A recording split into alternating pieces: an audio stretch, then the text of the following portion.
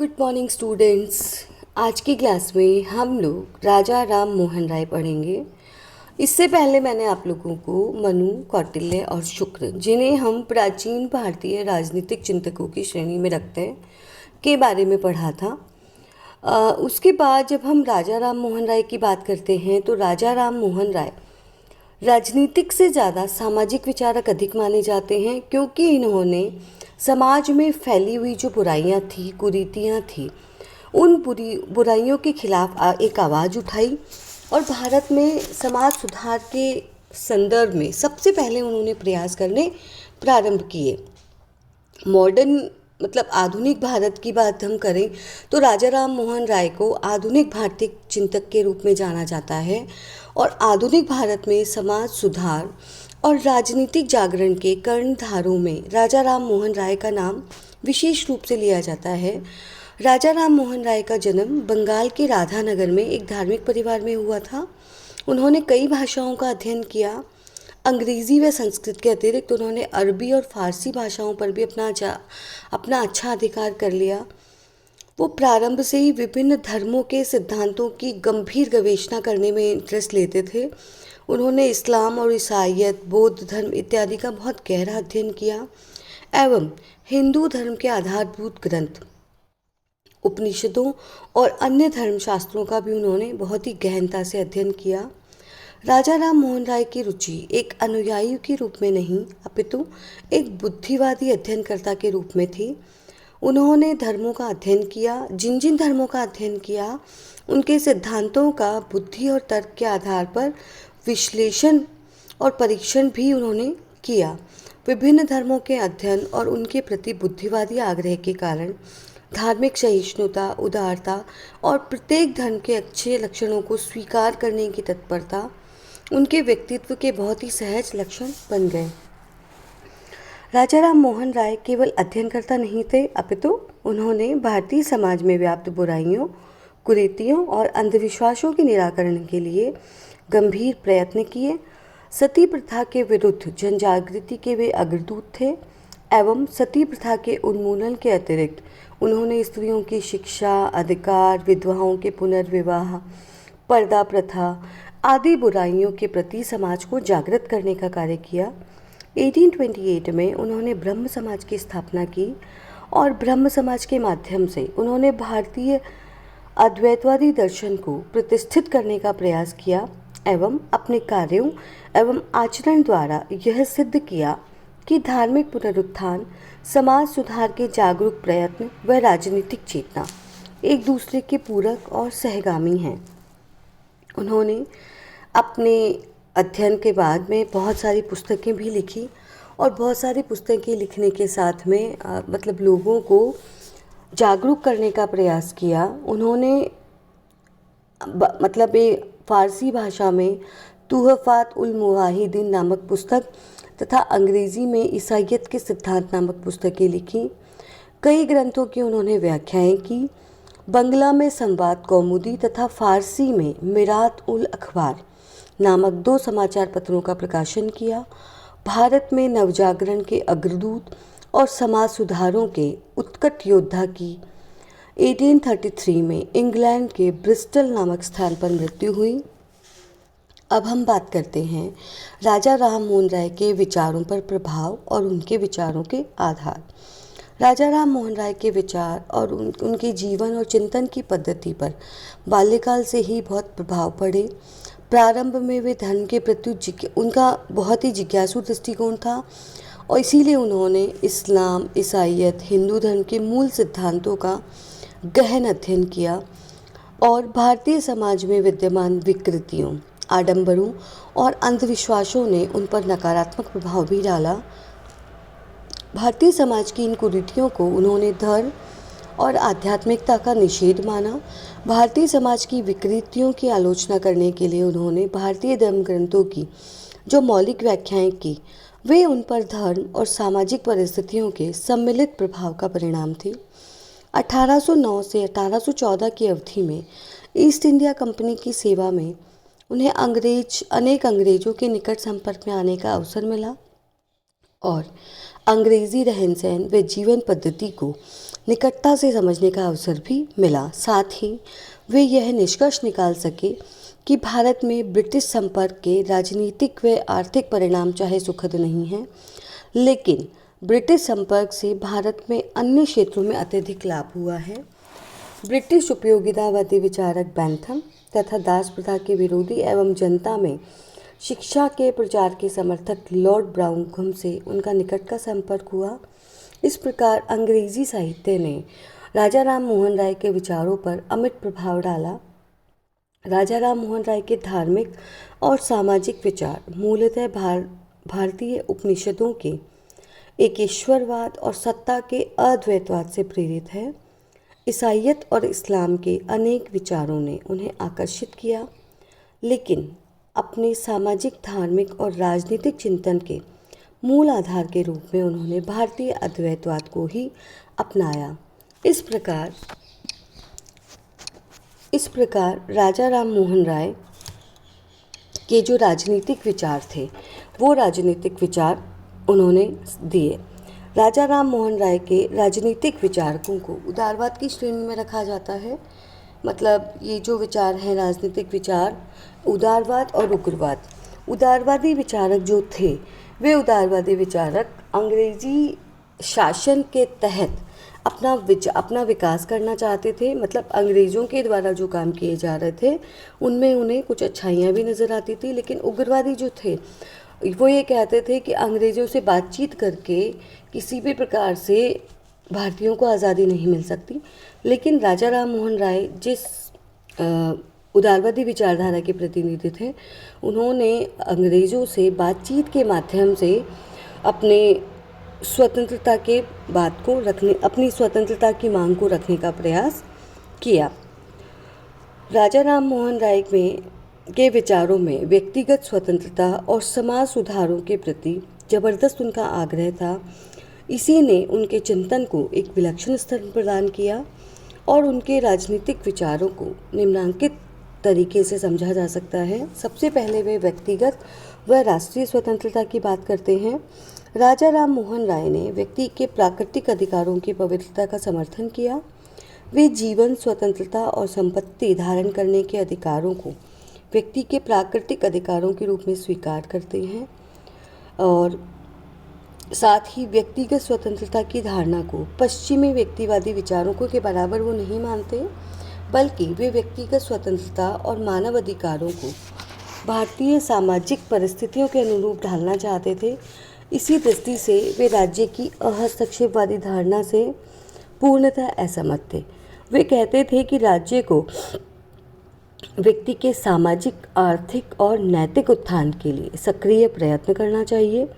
विशेषतः भारतीय सामाजिक व्यवस्था में व्याप्त कुरीतियाँ, अन्यायप्रद परंपराओं और अंधविश्वासों को देखते हुए उन्होंने राज्य द्वारा समाज सुधार, शैक्षणिक उन्नति आदि के लिए विधि निर्माण पर बल दिया। ये भी कहा जा सकता है कि राजा राम मोहन राय व्यक्तिगत स्वतंत्रताओं में सामान्यतः राजकीय हस्तक्षेप को उचित नहीं मानते थे। वे व्यक्ति के अधिकारों को समाज सापेक्ष मानकर राज्य को व्यक्ति के अधिकारों का सामाजिक उद्देश्यों से नियमन करने की शक्ति प्रदान करना चाहते थे। राजा राम मोहन राय फ्रांस की राज्य क्रांति के आदर्शों से बहुत प्रभावित थे। साथ ही व्यक्ति के अधिकारों के संदर्भ में उनके विचारों का मर्म फ्रांस की राज्य क्रांति के प्रेरक सूत्र मतलब स्वतंत्रता, समानता व भ्रातृत्व में व्यक्त होता है। राजा राम मोहन राय का दृष्टिकोण न समष्टिवादी था और न हस्तक्षेपवादी। वे राज्य को व्यक्ति के व्यक्तित्व के विकास के एक अनिवार्य साधन के रूप में स्वीकार करते हैं। इसी कारण उन्होंने राज्य से यह अपेक्षा की कि वह व्यक्ति को उसकी मूलभूत स्वतंत्रताओं से वंचित ना करे और उन्होंने यह भी राज्य का दायित्व माना कि वह उन सामाजिक, आर्थिक और राजनीतिक दशाओं को निर्मित करने के लिए प्रयत्न करे जिनसे मूलभूत मानवीय समानता व सामाजिक और आर्थिक न्याय जैसा आदर्शों की स्थापना की जा सके। राष्ट्रों की स्वतंत्रता के राजा राम मोहन राय बहुत महान समर्थक थे और वह 1820 में नेपल्स में स्वेच्छाचारी शासन जो पुनः स्थापित हुआ। इसी प्रकार फ्रांस की 1830 की राज्य क्रांति से वे बहुत प्रभावित हुए और प्रभावित होकर के उन्होंने भारत के लिए एक ऐसे स्वराज्य की मांग प्रस्तुत की, मतलब पूर्ण स्वराज्य की मांग प्रस्तुत नहीं की, अपितु एक ऐसे स्वराज्य की मांग प्रस्तुत की जिसमें अंग्रेज जाति का संपर्क भारतीय जनता के लिए अहितकर नहीं था। कहने का तात्पर्य यह है कि ये ऐसे विचारक थे जो अंग्रेजी शासन की छत्रछाया में भारतीयों का विकास करना चाहते थे। ब्रिटिश संस्कृति और चरित्र से वो बहुत प्रभावित थे और साथ ही अंग्रेजी साहित्य से भी वो बहुत प्रभावित थे और अंग्रेज़ों का जो उदार दृष्टिकोण था, लोकतांत्रिक मान्यताएं थी, उन लोकतांत्रिक मान्यताओं के से समर्थक होते हुए उन्होंने यह विचार व्यक्त किए कि ब्रिटिश शासन जो है वो भारतीयों का उत्थान करने के लिए है, क्योंकि ब्रिटिश सरकार में या ब्रिटिश शासन में ब्रिटेन में उन्होंने जो अध्ययन किए उन अध्ययनों में उन्हें समाज में किसी प्रकार की बुराई नज़र नहीं आई। साथ ही व्यक्ति की स्वतंत्रता को बहुत हद तक मानते थे। इसीलिए उन्होंने ब्रिटिश शासन के प्रति प्रशंसात्मक दृष्टिकोण अपनाया और प्रशंसात्मक दृष्टिकोण अपनाकर ये कहा कि हम अपने आत्मनिर्णय का अधिकार लेना चाहते हैं, लेकिन ब्रिटिश शासन जो है वो भारतीयों को आगे बढ़ाने के लिए है, भारतीयों को पीछे धकेलने के लिए नहीं है। ये एक तरह से उदारवादी दृष्टिकोण था जिसमें ब्रिटिश सरकार के अच्छाइयों को ही देखते थे वो, और अच्छाइयों को देखकर भारतीयों के लिए एक ऐसे शासन की स्थापना की बात उन्होंने की जिसमें स्वतंत्रता हो, समानता हो, सामाजिक बुराइयां नहीं हो। और इसके लिए उन्होंने ब्रिटिश सरकार को उत्तरदायी मानते हुए समझाने की कोशिश की कि भारतीयों को ब्रिटिश शासन की छत्रछाया में ही स्वराज्य मिल सकता है। प्रेस और अभिव्यक्ति की स्वतंत्रता के बारे में बात करते हुए उन्होंने बहुत सक्रिय प्रयास किए प्रेस और अभिव्यक्ति की स्वतंत्रता के लिए। सबसे पहले उन्होंने भारत में प्रेस और अभिव्यक्ति की स्वतंत्रता की बात की। 1823 में राजा राम मोहन राय ने द्वारकानाथ ठाकुर, हरचंद घोष, गौरी शंकर बनर्जी, प्रसन्न कुमार टैगोर, चंद्र कुमार टैगोर के साथ मिलकर प्रेस की स्वतंत्रता के लिए सर्वोच्च न्यायालय को एक याचिका भेजी। यह याचिका अस्वीकृत हो गई तथा इसके विरुद्ध ब्रिटिश सम्राट के समक्ष अपील की गई। उन्होंने सम्राट से आग्रह किया कि वे प्रेस की स्वतंत्रता से आशंकित ना हो कि इससे भारत में ब्रिटिश शासन के प्रति विरोध का भाव विकसित होगा। उनका मानना था कि प्रेस की स्वतंत्रता ने विश्व के किसी भी भाग में क्रांति को कभी जन्म नहीं दिया। क्रांतियाँ वहीं हुई है जहाँ निरंकुश शासन ने जनता को अज्ञान के अंधकार में रखा। राजा राम मोहन राय का मानना था कि भारत में प्रेस की स्वतंत्रता से जनता को शासन के विरुद्ध होने वाली शिकायतों को व्यक्त करने का अवसर मिलेगा और स्थानीय अधिकार के व्यवहारों से उत्पन्न होने वाली शिकायतों को सर्वोच्च सरकार के सम्मुख प्रस्तुत करके उनका निराकरण किया जाएगा। इस प्रकार प्रेस जनता के असंतोष की समाप्ति और शासन के समर्थन का आधार बन जाएगी। लेकिन अगर प्रेस की स्वतंत्रता नहीं दी गई तो स्थानीय शासकों के व्यवहार के विरुद्ध जनता की आवाज़ व्यक्त नहीं होगी तथा शासन के विरुद्ध जनता में असंतोष पनपता रहेगा और यह असंतोष अंततः क्रांति में परिणत हो सकता है। इस प्रकार राजा राम मोहन राय की मान्यता यह थी कि प्रेस की स्वतंत्रता नहीं अपितु प्रेस की स्वतंत्रता पर लगाए हुए प्रतिबंध जो होते हैं वो क्रांति का मार्ग प्रशस्त कर सकते हैं। उन प्रेस की स्वतंत्रता के प्रति राजा राम मोहन राय का आग्रह समाचार पत्रों की शक्ति के दायित्वहीन उपयोग का समर्थन नहीं था। वे शासन द्वारा प्रेस पर लगाए जाने वाले प्रतिबंधों के विरुद्ध थे। वहीं वे ये समाचार पत्रों से यह भी अपेक्षा करते थे कि वे सरकार पर अनावश्यक दबाव उत्पन्न करने या जनता को सरकार के विरुद्ध भड़काने के उपकरण के रूप में कार्य नहीं करें, अपितु वे ऐसे निष्पक्ष मार्ग निर्देशक का कार्य करें जिससे कि वे सरकार को जनमत के प्रति सजग रखने तथा समाज में जागृति उत्पन्न करने का माध्यम बन सके। इस प्रकार राजा राम मोहन राय प्रेस की स्वतंत्रता के समर्थन में ब्रिटिश सरकार के उन्नति के बारे में बात करते हैं और वे ये कहते हैं कि जनता में जो समस्याएं होगी उनको सरकार के द्वारा सॉल्व कर दिया जाएगा, और अगर जनता को प्रेस की स्वतंत्रता ख़त्म हो जाएगी या नहीं होगी तो ऐसी परिस्थिति में क्या होगा? ऐसी परिस्थिति में जनता विद्रोह करेगी और उसका सामना सरकार को करना पड़ेगा। तो प्रेस की स्वतंत्रता जो है वो ब्रिटिश सरकार के हित में है। न्यायिक सुधारों की बात करते हुए राजा राम मोहन राय कहते हैं कि न्यायिक व्यवस्था ऐसी हो जो आम जनता को आसानी से मिल सके, सुविधापूर्ण न्याय हो, न्याय की जो प्रक्रिया है वो सरल हो। वे न्यायपालिका और कार्यपालिका को पृथक्करण के समर्थक थे और न्यायिक व्यवस्था को भारत की जनता की आवश्यकता अनुसार ढालने के लिए उन्होंने कहा कि विधि संहिता का निर्माण किया जाए, भारतीय सामाजिक आर्थिक संदर्भों को ध्यान में रखा जाए। 1833 में ब्रिटिश संसद चार्टर अधिनियम पर विचार कर रही थी।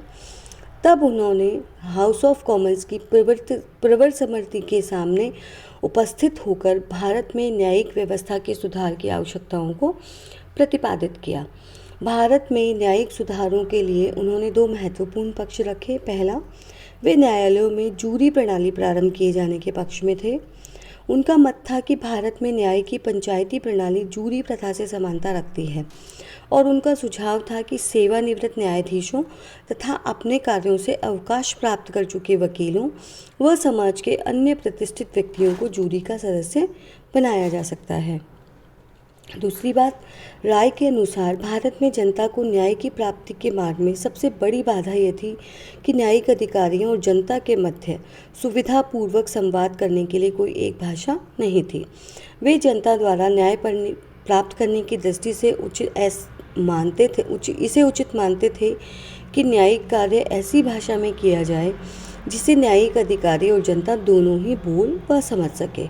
उन्होंने यह भी कहा कि भारत में ऐसे समाचार पत्रों व पत्रिकाओं का भी अभाव था जिनमें न्यायालयों के निर्णय प्रकाशित किए जाएं। इस कारण जनता तथा वकील विशिष्ट प्रश्नों पर न्यायालयों द्वारा पहले व्यक्त किए गए दृष्टिकोणों से अपरिचित रहते थे और वे न्यायिक निर्णयों के लाभों को भविष्य में होने वाले मुकदमों में उठा पाने में पूरी तरह समर्थ नहीं हो पाते थे। इस प्रकार उन्होंने भारत में जूरी प्रणाली और एक कॉमन लैंग्वेज की बात की जिन्हें भारतीय जनता भी समझ सके। प्रशासन व राजस्व प्रणाली पर बात करते हुए उन्होंने कहा कि प्रशासनिक पदों में भारतवासियों को अधिकाधिक भागीदारी दी जानी चाहिए। वे यह भी मानते थे कि उत्तरदायित्वपूर्ण प्रशासनिक पदों पर परिपक्व बुद्धि वाले व्यक्तियों को ही नियुक्त किया जाना चाहिए और इसीलिए उन्होंने जो सिविल सेवा की जो न्यूनतम आयु थी उसको 22 वर्ष निर्धारित किया जाना उचित माना। राजस्व व्यवस्था के स्वरूप को उन्होंने परिवर्तित करने पर बल दिया। उनका कहना था कि भारत में निर्धन कृषकों की स्थिति सुधारने के लिए जमींदारों और सरकार को लगान की दर कम कर देनी चाहिए। जमींदारी प्रथा के उन्मूलन का आग्रह उन्होंने नहीं किया, लेकिन सरकार से यह अपेक्षा की कि लगान में परिवर्तन करने का अधिकार जमींदारों को प्रदान नहीं किया जाए। उन्होंने भारत में स्थायी भू प्रबंध की आवश्यकता पर बल दिया और निर्धन जनता को करों में राहत देने के लिए उन्होंने यह सुझाव दिया कि सरकार जो विलासिता के सामान हैं उन पर अधिक दर में कर लगाए और जो डेली रूटीन की छोटी छोटी चीज़ें हैं उन पे वो कम कर लगाएं। साथ ही भारत में जो कृषि थी वो भारत में कृषि वर्षा पर आधारित थे। लोगों के पास, यहाँ के जो किसान थे वो गरीब थे, उनके पास सिंचाई के साधन नहीं थे। तो ऐसी परिस्थिति में जब प्राकृतिक आपदा होती है तो उसमें ऐसी भारतीय जनता की स्थिति को देखते हुए जो कर की दर थी उस कर की दर में थोड़ा परिवर्तन उनको करना चाहिए। मानवता व विश्व बंधुत्व के बारे में बात करते हुए राजा राम मोहन राय कहते हैं कि मनुष्य के व्यक्तित्व और आत्मा पर लगाए जाने वाले परंपरागत प्रतिबंधों की समाप्ति की जानी चाहिए। राजा राम मोहन राय के विचारों में संकीर्णता के लिए कोई स्थान नहीं था। उन्होंने ईश्वर के नैतिक व्यक्तित्व की धारणा के आधार पर मानव मात्र के प्रति प्रेम के नैतिक आदर्श की स्थापना की। वे सहिष्णु, प्रेम, सहानुभूति और बुद्धि पर आधारित समाज के निर्माण के पक्षधर थे। असीम मानवतावाद और धर्म के प्रति उदार और संश्लेषणवादी दृष्टिकोण ने उन्हें विश्व नागरिकता के विचार का प्रतिपादक बना दिया। वे मानव जाति को एक ही परिवार मानते थे तथा विभिन्न राष्ट्रों, जातियों और संप्रदायों को उनकी विभिन्न शाखाएं मानते थे। वे भारतीय जनता की उन्नति के घोर समर्थक थे, किंतु वे सच्चे अर्थ में अंतर्राष्ट्रीयवादी भी थे। वे धर्म की शक्ति का उपयोग मनुष्य मात्र के प्रति प्रेम और भाईचारे की भावना के संचार के लिए करना चाहते थे। इसीलिए उन्होंने धर्म के ऐसे पक्षों की आलोचना की जो संकीर्णता, कटुता अथवा विद्वेष उत्पन्न करते थे। उन्होंने विभिन्न धर्मों में ईश्वर की एकता के प्रति आस्था को मानव जाति की एकता, शांति और समृद्धि के रूप में रूपांतरित करने का आग्रह किया। राजा राम मोहन राय के चिंतन में समन्वयवादी व उदार पक्षों की प्रशंसा करते हुए बिपिन चंद्र पॉल ने कहा कि समष्टि व व्यक्ति, ईश्वर व मनुष्य, मानवता व राष्ट्रीयता, समुदायवाद व व्यक्तिवाद के मध्य अनिवार्य तादात्म्य राजा राम मोहन राय के चिंतन का केंद्रीय तत्व है। इस प्रकार राजा राम मोहन राय ने प्रेस की स्वतंत्रता, व्यक्तिगत स्वतंत्रता, न्यायिक सुधार, मानवतावाद व विश्व बंधुत्व, प्रशासन व राजस्व प्रणाली आदि विचारों पर अपने विचार व्यक्त किए और वे ब्रिटिश सरकार को भारतीय जनता के लिए एक अनुपम वरदान मानते थे, जिसके तहत जिसकी छत्र छाया में रहकर भारतीय अपने अज्ञान को ज्ञान में बदल सकते थे और सामाजिक कुरीतियों को दूर कर एक स्वस्थ व उन्नत समाज की स्थापना कर सकते थे। धन्यवाद।